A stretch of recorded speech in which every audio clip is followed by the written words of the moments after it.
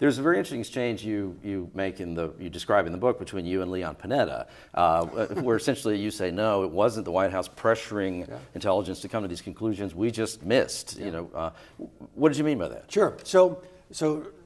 This is about the Iraq weapons of mass destruction national intelligence estimate that we pushed out the door in late 2002 because Congress wanted one.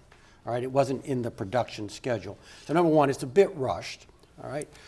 Number two, it did conclude quite incorrectly a whole series of thoughts about the Iraqi weapons of mass destruction program, nuclear, chem, bio, UAVs and missiles rounds out the categories.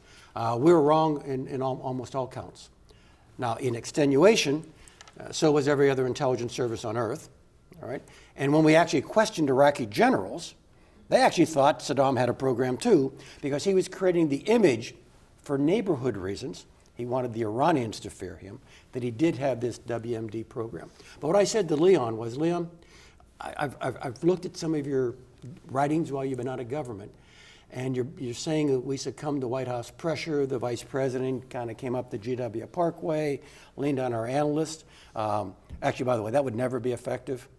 Our analysts are more ornery than tenured faculty. No offense. Okay? They would push back on that very strongly. It just didn't happen. And so I said to Leon, Leon, this was us. It was a clean swing and a miss. By the way, I was in the room. I was representing NSA when we were voting on the key judgments from the NIE. And Doug, every stitch of evidence I had was somewhere between not relevant to the question and confirmatory. Nothing I had was contradictory.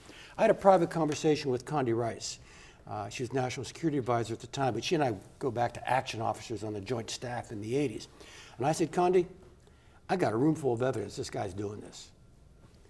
But every stitch of it is circumstantial.